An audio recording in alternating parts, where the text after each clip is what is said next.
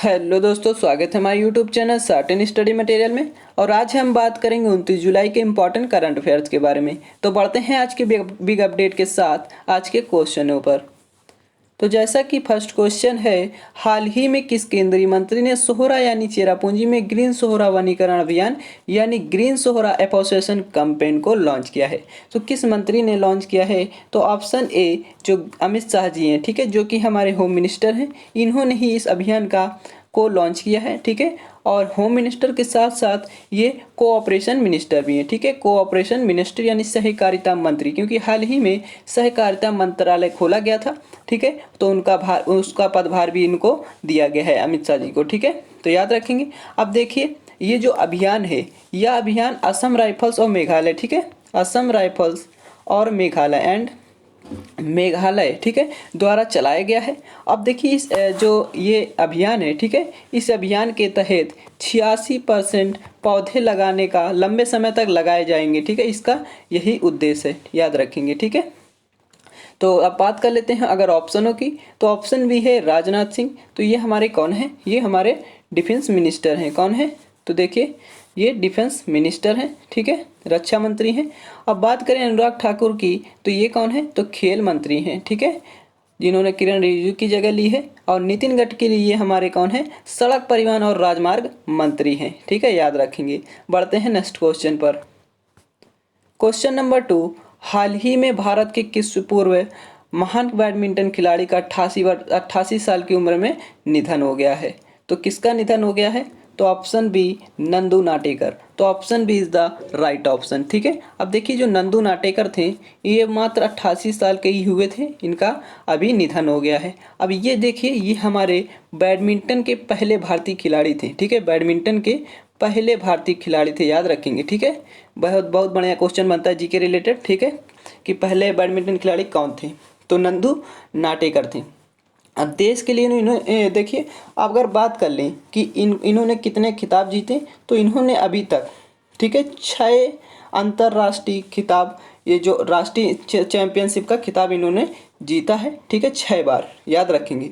देख, और इनको ये जो उपलब्धि है, देखिए, जो इन्होंने पदक भी कई जीते थे, ठीक है। और इनको 1956 में इन्होंने महत्वपूर्ण भूमिका निभाई अपनी पदक को जीत कर, अंतर्राष्ट्रीय स्तर पर इन्होंने जीता था पदक, ठीक है, याद रखेंगे।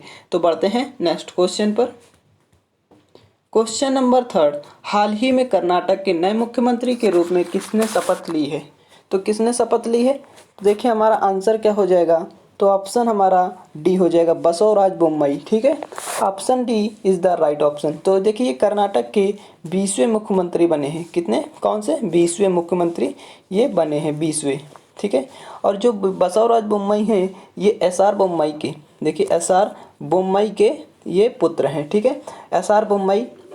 अब देखिए, इनका जन्म अगर बात कर लें कि जन्म कब हुआ, तो देखिए, इनका जन्म जो है, ठीक है, यानी बोर्न कब हुआ इनका, तो 28 जनवरी सन 1960 में इनका जन्म हुआ था। और इन्होंने 1982 में बीई की, देखिए, 1982 में बीई की परीक्षा इन्होंने पास कर ली थी, ठीक है। तो इन्होंने बीई 1982 में किया था, ये भी याद रखेंगे।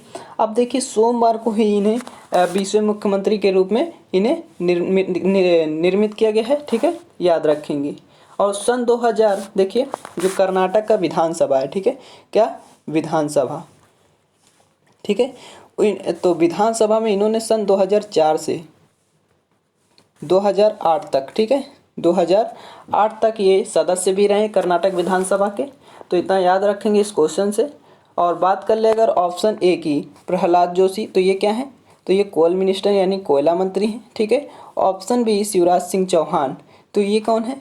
तो देखिए, मध्य प्रदेश के ये हमारे सीएम हैं, ठीक है। और ऑप्शन सी की बात कर ले, विजय रूपानी, तो ये गुजरात के सीएम हैं, ठीक है, याद रखेंगे। बढ़ते हैं नेक्स्ट क्वेश्चन पर।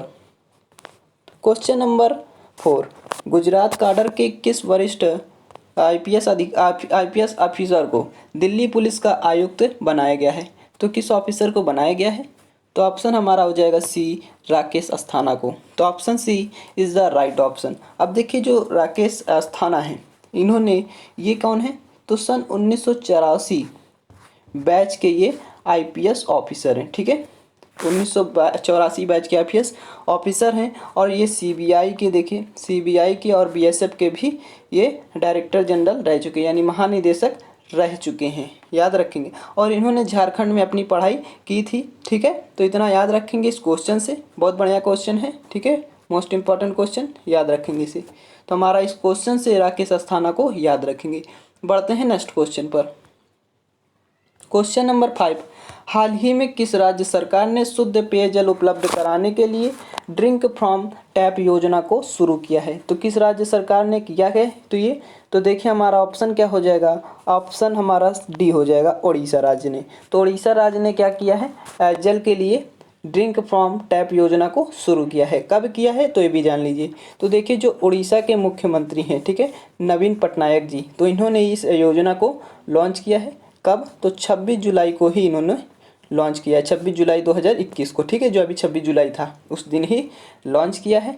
अब ये जो शुद्ध जल है वहाँ पर जल की काफ़ी कमी थी, प्रभाव कम था, ठीक है। तो इसलिए उन्होंने क्या किया, शुद्ध पेयजल के लिए परेशान नहीं होने के लिए जो कर्नाटक के मुख्यमंत्री हैं नवीन पटनायक जी, इन्होंने ये शपथ ली कि इस योजना का शुभारंभ किया जाना चाहिए, ठीक है। तो ड्रिंक फ्रॉम टैप योजना का नाम दिया गया इस योजना का, ठीक है। तो याद रखेंगे। बढ़ते हैं नेक्स्ट क्वेश्चन पर। क्वेश्चन नंबर 6, हाल ही में यूनेस्को ने किस राज्य में स्थित हड़प्पा युग के महानगर धोलावीरा को विश्व धरोहर सूची में शामिल किया है? तो किसको शामिल कर लिया है? तो देखिए हमारा ऑप्शन क्या हो जाएगा, ऑप्शन हमारा हो जाएगा ए, गुजरात ने, ठीक है। तो गुजरात ने अब शामिल कर लिया है। देखिए इसे पहले जगह जो अभी इसके पहले क्या गया था, तेलंगाना का काकती रुद्रेश्वर मंदिर भी शामिल किया गया था, जो कि हम कल के क्वेश्चन में कराया था, ठीक है। तो उसमें देखिए काकती रुद्रेश्वर, देखिए जो काकती रुद्रेश्वर मंदिर था, ठीक है, उसने रुद्रेश्वर मंदिर, तो उसको भी अभी शामिल किया गया था, जो कि तेलंगाना का था, ठीक है। और उसको वो जो था हमारा 39वां जो यूनेस्को के द्वारा शामिल किया गया था, 39वां विश्व धरोहर की सूची में शामिल किया गया था। और ये जो है 80 साल पुराना ये हमारा मंदिर था, ठीक है। अब क्या किया गया है कि धोलावीरा को भी इस सूची में शामिल कर लिया गया है। तो याद रखेंगे ऑप्शन हमारा इस क्वेश्चन से कौन सा राज्य हो जाएगा, तो गुजरात राज्य, ठीक है। तो बढ़ते हैं नेक्स्ट क्वेश्चन पर। क्वेश्चन नंबर 7, अंतर्राष्ट्रीय मुद्रा कोष यानी इंटरनेशनल मॉनेटरी फंड, ठीक है, IMF ने वित्त वर्ष 2021-2022 के लिए देश की GDP ग्रोथ रेट को कितने प्रतिशत रहने का अनुमान लगाया है? तो ऑप्शन हमारा क्या हो जाएगा, 9.5%। Option A is the right option, ठीक है, 9.5%। अभी देखिए इसके पहले इन्होंने अनुमान लगाया था कि 12.5% रहेगा, ठीक है, कितना, 12.5%, लेकिन ये नाकाम रहा, ठीक है। जो क्योंकि देखिए कोविड-19 की जो दूसरी लहर थी, देखिए दूसरी लहर जो थी कोविड-19 की दूसरी लहर, इसके कारण इन्होंने क्या हुआ, जो दूसरी लहर थी इसके कारण ही आर्थिक स्थिति पर बुरा प्रभाव पड़ा था, इसलिए हमारी घटकर GDP ग्रोथ 9.5% रह गई है, ठीक है, 12.5% से 9.5%, याद रखेंगे। बढ़िया क्वेश्चन है। बढ़ते हैं नेक्स्ट क्वेश्चन पर। क्वेश्चन नंबर आज का हमारा लास्ट है, 8 नंबर क्वेश्चन, सबसे कम उम्र की स्वर्ण पदक विजेता कौन बनी है? तो ये कौन बनी है? तो ऑप्शन डी, मोमोजी निशिया।